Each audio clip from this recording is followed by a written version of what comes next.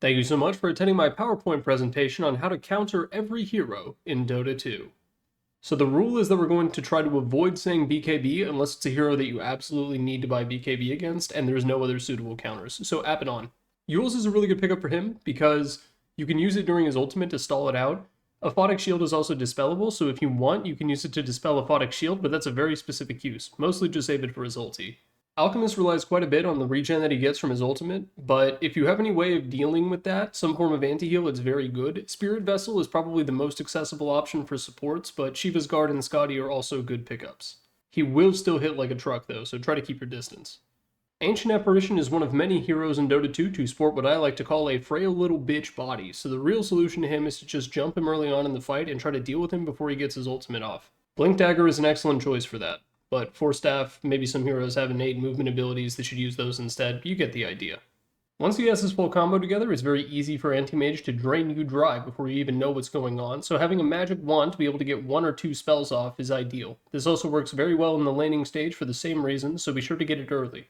Hurricane Pike isn't exactly in fashion on this hero anymore, so Harpoon is a really good way to deal with the bubble. If you're a ranged hero, you can go for an MKB, but a Harpoon is very funny because it pulls him either out of the bubble or you into it, and both are humorous solutions to the problem that is this hero. Seeing an enemy axe jump on 3 of your teammates and hitting Call is terrifying, but if you have a Yule Scepter, you can make them all stare up at him like that blue-tinted image of Willem Dafoe. All of Bane's kit is unit target, and the majority of it is dispellable, so throw a Lotus Orb on whatever core looks the most vulnerable. Bonus points if Bane uses his ultimate on a Lotus Orb target, and it cancels itself after a millisecond. Batrider is extremely reliant on using napalm stacks to deal damage with both his right clicks and his abilities, so if you have a way to dispel it, it's an excellent option. Manta is probably for the best, because if you use something like Satanic or BKB, he can still use Flaming Lasso on you. Beastmaster is kind of tough, but if you want to go a single item as a carry to counter him, Mjolnir is probably your best bet. If he's going the Helm of the Dominator build, he wants to use his ultimate and then smack you down with all of his poopers, but Mjolnir, and the active from it, will usually kill them before they're able to kill you. Alright, this one's a classic. So Rupture is a very strong spell, but Bloodseeker has no innate stun, so if he catches you out in a lane, farming alone, and starts with his ultimate, you can just teleport your way out of there, and there's really nothing he can do about it. Obviously, this doesn't apply if he decides to go Basher or God forbid a Yules, but hopefully that won't happen. Now, Bounty Hunter players, in their infinite wisdom, will often stay invisible near someone in the jungle and just spam track on them whenever they can. If this happens, and you're relatively confident you know where the bounty is, just pop Dust, and he can no longer run away from you. I thought about putting Hand of Midas here since it'll let you recoup all of the gold that he steals, but to be honest, in this meta, that item is completely useless. Now, Brewmaster is another hero that isn't really countered by any one item in particular. I thought about putting an Orchid or a Scythe of Vyse here, but really those counter everyone to a certain degree. Instead, I say you go for a Manta Style. During his ultimate, he's got 4 little dudes to manage, and there's no way he's going to be able to pay attention to which one of you is real. If you movement bait one of your illusions away and he casts Tornado on it, congratulations, you've made him look the fool. If you hit Bristle with Silver Edge, he dies. That's really all I have to say. Broodmother is another hero who is countered more by playstyle and hero abilities than items, but Mjolnir can help you in some ways. If she sends all the spiderlings on you and you pop the Mjolnir active, they'll probably kill themselves before they're able to deal any meaningful damage to you. Now, Centaur Warrunner's chief gimmick is the fact that he takes forever to kill, and, because of return, you're going to be dealing damage to yourself with every right click. Satanic helps you deal with that, both enabling you to sustain his initial stun with Hoof Stomp, but it also allows you to keep wailing on him even if return is dealing a little bit of damage back. Other forms of lifesteal like Vlad's also can work. Now, CK's illusions do a ridiculous amount of damage, but the cost of this is that they also take a ridiculous amount of damage. If you have a Battle Fury and a decent amount of damage, you can get rid of them with just a few well-placed right clicks, but this assumes that he hasn't killed you first. Anyone playing in the current meta will be well aware of the fact that Dagon does not work on Helm of the Dominator creeps because they work as creep heroes. Chen's creeps, however, get no such privilege, and if you have a Dagon, you can use it to deal with the creeps before they're able to stack up too heavily and slowly wear down your tier 2 towers with a bunch of shitty little skeletons. Now, because this kit is entirely physical damage, armor is usually what I would suggest against Clinks, but if he's going for the devilish split push build, picking up BOTs when you don't necessarily have to can go a long way towards mitigating the impact he has on your buildings. Getting caught in power cogs freaking sucks, and getting ran down by battery assault almost freaking sucks as hard. Force Staff will get you out of both situations, forcing yourself out of the cogs and putting some distance between you and the clock. The effects from both Crystal Maiden's Q and W are dispellable, which means that items like Manta Style can work, but I think Satanic is actually the best thing because it allows you to sit there and man-fight her during her ultimate. Now, Ion Shell is solidly Darkseer's most annoying ability during the lane, but afterwards, I think Surge actually takes the throne as the biggest thorn in your side coming out of his kit. Eul Scepter will allow you to dispel Surge and keep him in place, and when he finally hits the ground, you can rip this purple dickhead apart. Of all the position 4s in Dota 2 that deal way too much damage, Dark Willow is definitely one of them. However, while she can dish out quite a bit, she really can't take all that much. When she begins her combo, be sure to pop a Blade Mail and watch as she kills herself on Bedlam, because if there's one thing Dark Willows don't do, it's give up on a potential solo kill. If you can't go back in time and pick Nyx Assassin or Silencer to get rid of every single ult that she ever tries, Force Staff is a pretty good pickup against Dawnbreaker. It lets you get out of the circle before she lands from her ultimate, and lets you run away after she throws out the hammer. Now, Dazzle with his ultimate is quite annoying, but one of the interesting things about it is that he cannot replicate consumable items on the clone. As a result, if you have a Glimmer Cape, you can use that, and even if the Dazzle bot dust, he won't be able to use it during his ulti. Death Prophet's Crypt Swarm is one of the single best, whoa, plague be upon you, damage-dealing spells in all of Dota 2. Pick up and infuse raindrops early, and the damage it deals won't feel nearly as bad.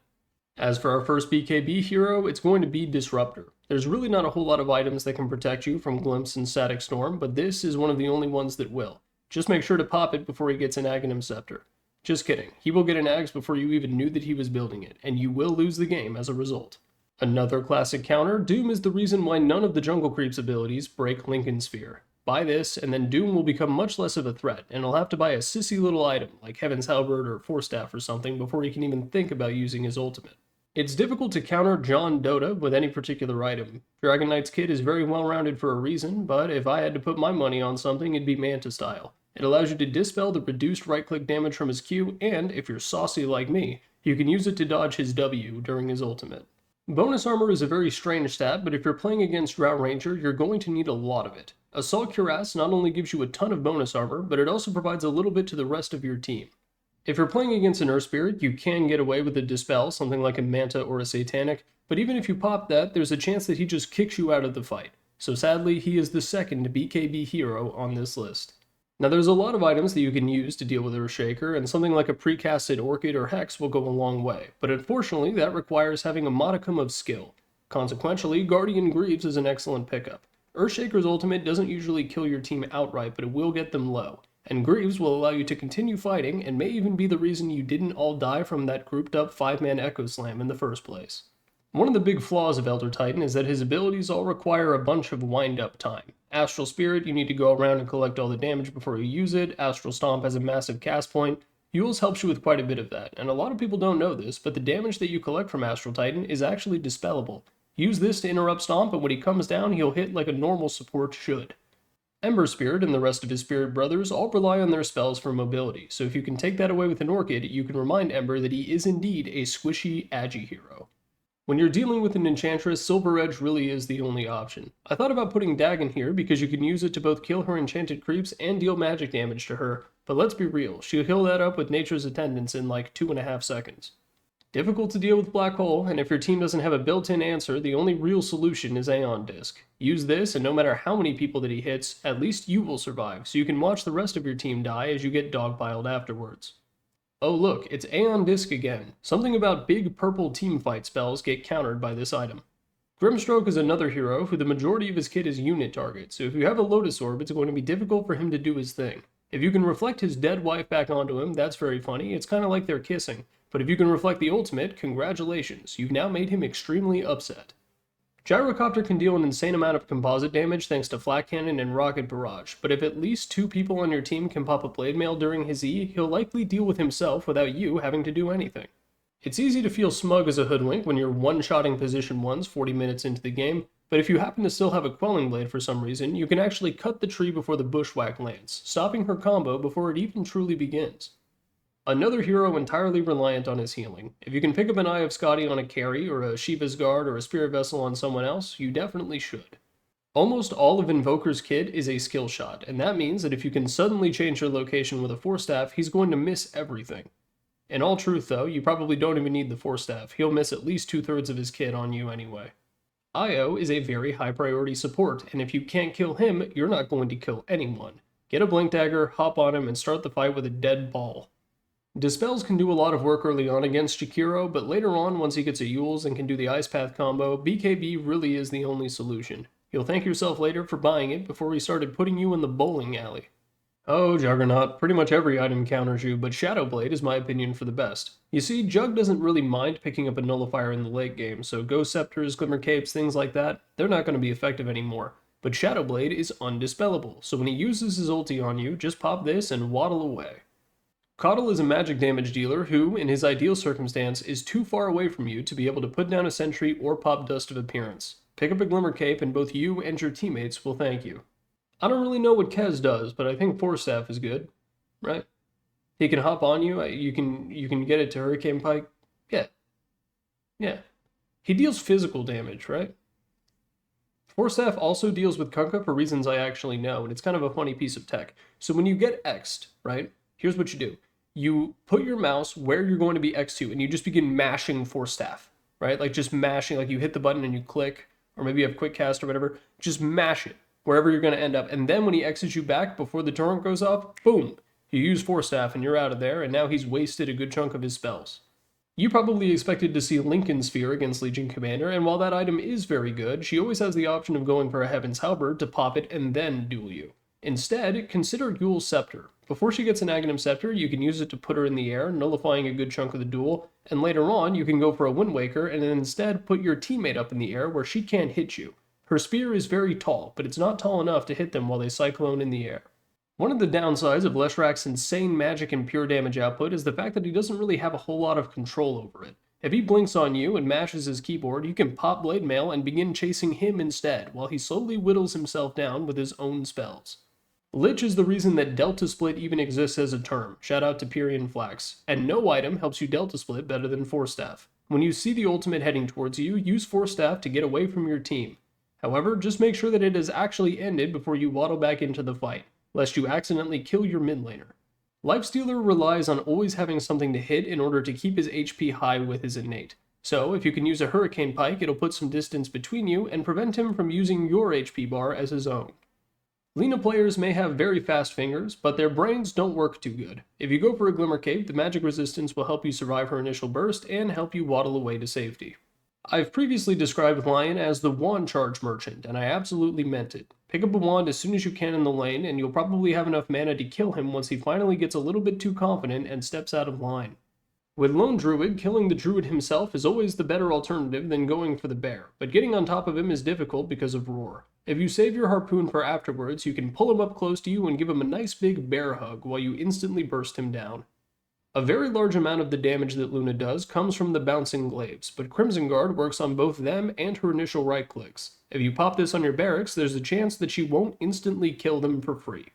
If Lycan goes Alpha Wolves, the only way that he has to stop a TP out is letting the Wolves root you in place. So if you pop Ghost Scepter during his ultimate and then TP away, he just sort of has to stare at you, not using his hasted move speed to, I don't know, go hit a Hellbearer or something.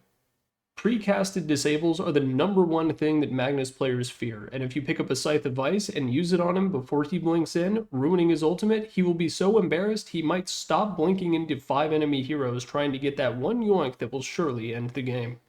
If you're tired of getting your face punched in by this gorilla masquerading as a young woman, going Ghost Scepter against Marcy is my best recommendation.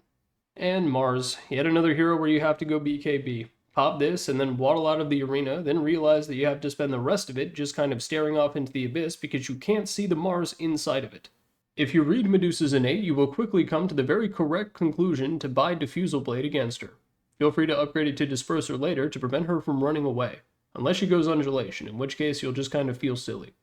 Meepo is another hero that is not necessarily defeated by items, but instead by the heroes that you pick and the playstyles that you adopt. Still, if there's one item that I'd recommend, it's probably Basher. There's nothing more satisfying than him trying to poof away and then just getting dazed staring around in a circle while you maul one of his Meepos. I don't know if you've seen the Training Wheels Mirana build that's going around with Rod of Atos, but getting a Dispel against it is pretty much mandatory. Manta style I think is the best bang for the buck, because if she does get the arrow off, you can pop Manta and it'll hopefully stun an illusion for 5 seconds instead of you. Getting to 4 Jingu stacks on Monkey King is how you want to start every single fight, so if you can blue ball him by popping Halberd when he has 2, he'll probably use his Q out of frustration without having any Jingu stacks at all. Valve only recently changed it so that Morphling's morph is affected by heal reduction effects, so Scotty, Shiva's Guard, Spirit Vessel, the same stuff you buy for Alk and Huskar. Muerta's ultimate lasts for 10 seconds, and Halberd lasts for 5. If you pop it on her and she doesn't have BKB ready to go, she now has to awkwardly waddle around as a ghost, just kind of trying to be scary, like, ooh, I'm a spooky ghost. Do not go Ghost Scepter against Muerta. Getting hit by net is one of many abilities that makes your heart sink into your chest, so go for a Force Staff against Naga Siren so that you can be still for several seconds a little bit closer to your towers. You have to go Quelling Blade against Nature's Prophet. I don't care what position you're playing, I don't care if your hero's ranged or melee, you have to do it. And no, stacking up 15 tangos at the start of the game is not a valid alternative solution. A Necrophos in a good game is all sunshine and rainbows until the nullifiers come out, which prevent him from using his W to both boost his healing and get a few seconds of not being right-clicked relentlessly. Persistent AoE silences like Night Stalker's W make it very difficult to use any of your spells because the usual answers to silences like Satanic and Manta Style don't work. That leaves BKB or Force Staff, allowing you to get out just in time to cast one spell before he brings you back into the silence and kills you anyway. Playing against a Nyx Assassin can oftentimes feel like Dota 2 has become a horror game, but a couple of sentries will at least give you a bit of a heads up before he decides to kill you anyway.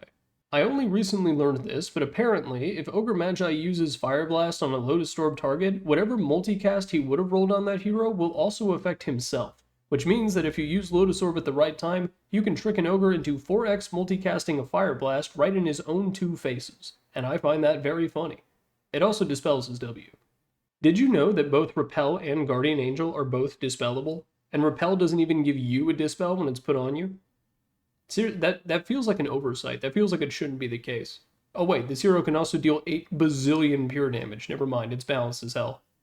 Oracle is yet another high priority support who, if you cannot kill anybody. Blink on him and force him to pop his ultimate on himself in the best case scenario.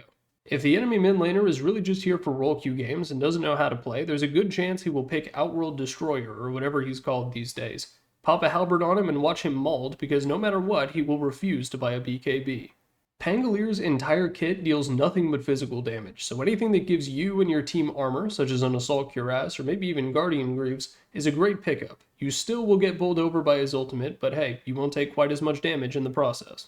Phantom Assassin has evasion. MKB counters evasion. I'm pretty sure that if this hero didn't exist, MKB wouldn't even be in Dota, but she's here, so is it. Valve took away the bonus illusion damage from Mjolnir several patches ago, but it's still a really good pickup against PL because if he decides to go on you, all of the active lightning procs will shatter all of his illusions and deal a metric ton of damage to him. If you're playing against a Phoenix and you can't go back in time to pick Juggernaut, Troll Warlord, or Snapfire, go ahead and return to reality and get a Force Staff and just get yourself out of the AoE of his ultimate.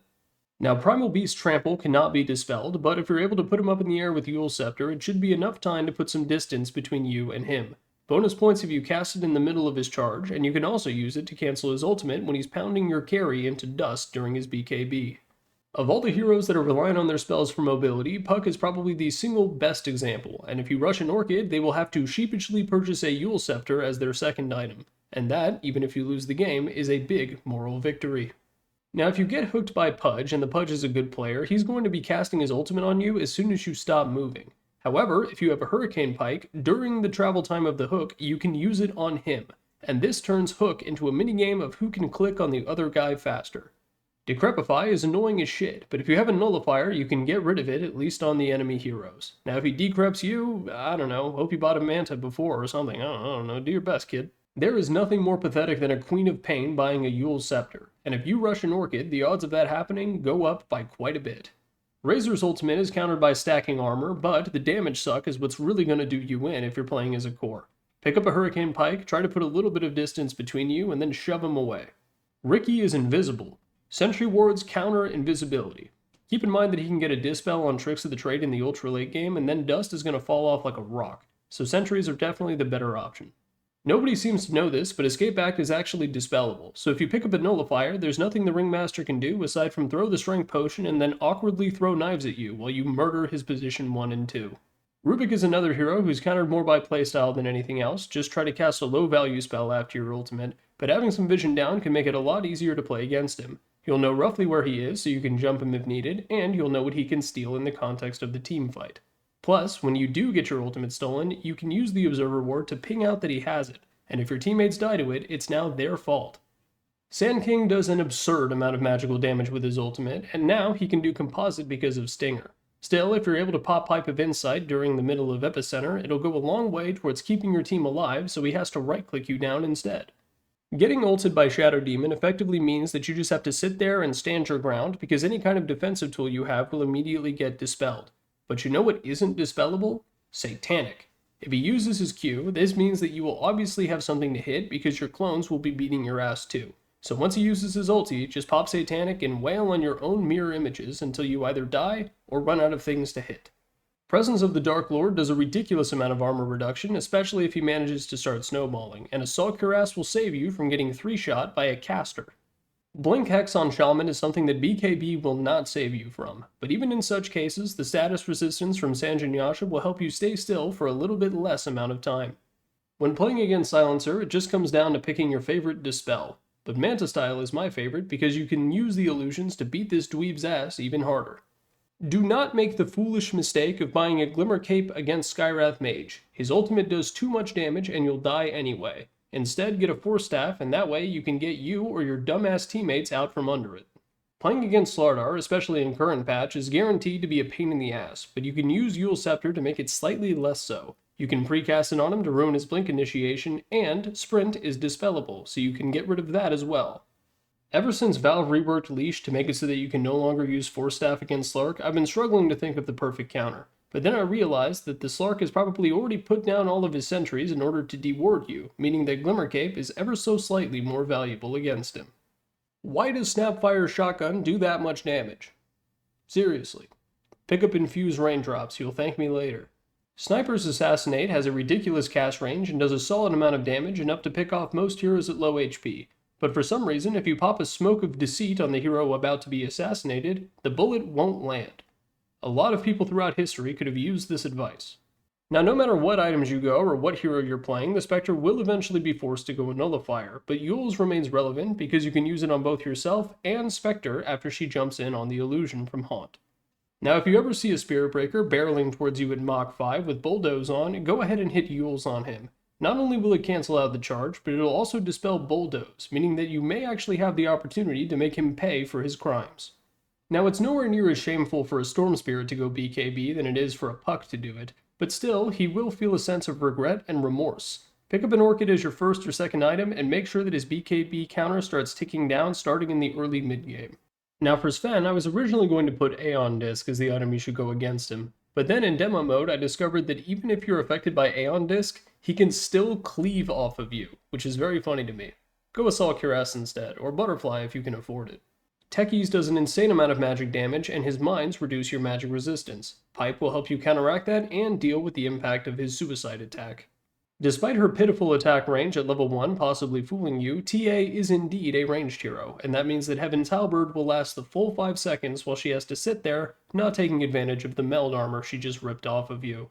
Remember that Terrorblade before the mid-game is a weak little B-word, and that means that any smoke gang aimed at him will probably end in success, especially if he foolishly chose to skip putting a level in his ultimate. Now, Ravage is a strong ability, but the thing that really makes Tide strong in the late game is his sheer tankiness, especially if you want the facet that buffs the damage blocked by Kraken Shell. Pick up a Silver Edge and his 70 damage block suddenly vanishes into thin air and makes this giant big fat bitch actually killable for once.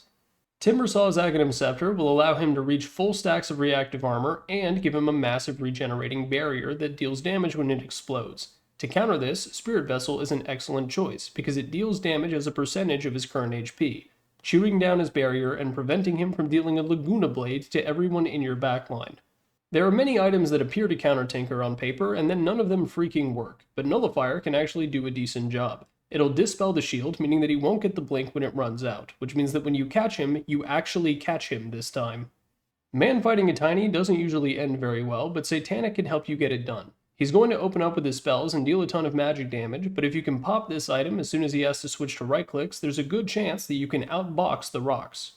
Both Leech Seed and Overgrowth are dispellable, so if you're playing against a Treant and he uses both on you, just pop your dispel of choice. In this case, I've used Manta as an example. With the press of one button, you've now eliminated half of his kit. Now, as an avid Troll Warlord player, I can say that there is nothing more frustrating on this hero than popping your ultimate only to get hit by a Yule Scepter 3 times in a row. Even if he gets a BKB, you can always just use it on yourself. Tusk players deserve to be punished for their crimes of picking this hero, and one way that you can make this happen is by waiting for him to cast Snowball on you and then using Force Staff to get yourself deep in the gooch of your tier 3s. As a result, he will die to your buildings, and it's very funny. They keep making Underlord Q deal more damage, so if you use Pipe of Insight, it'll feel like it did 18 patches ago. Now, attack speed is obviously a great thing to have against Undying because it helps you deal with the Tombstone, but it's going to be hard for your support duo to slowly click it down if they're getting mauled by the zombies. Pop Crimson Guard and they're not going to take nearly as much damage. Ursa can feel impossible to kite during his ultimate because he gets 50% status resistance, so Rod of Atos, Basher, none of it really seems to do anything. But notably, Yule Scepter ignores status resistance, so he can spend his entire ultimate twirling around in the air like a dumbass. The cast range of Venge ultimate is almost double that of Magic Missile, which means that she's going to need to open up with it in every single fight. Lincoln Sphere prevents you from trading places, and it also prevents her from getting that giant damage shield that, let's be honest, she probably shouldn't even have in the first place. As a Dispel, Lotus Orb is automatically going to be good against Venomancer, but if he ever casts his ult on you while you're Lotus Orbed and suddenly impregnates himself, it's going to be very funny and leave him feeling very upset because this hero already can't move anyway. One of the funny things about Viper Ultimate is that you don't have to Manta dodge it, you just have to pop Manta while the projectile is in the air and it just vanishes. I don't know why it's like this, but hey, as long as it is, take advantage of it. While Visage himself can do a ridiculous amount of magic damage, his little bird poopers can really only deal physical, so if you pop a Crimson Guard, his damage is going to drop by a massive amount, especially if it was owned by a high strength hero. You aren't buying Crimson Guard on int heroes, are you? Void Spirit is a spirit. Spirits don't like getting hit by Orchid Malevolence. This is your final chance to learn this lesson.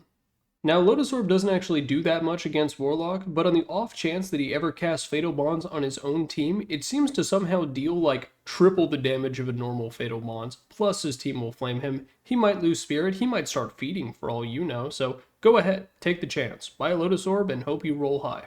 Weaver is not a spirit, and bugs usually like flowers, but in this case, Orchid is an amazing pickup against him. He'll have to buy a defensive item, and that means that he won't be able to two-shot you with Geminate that early in the game.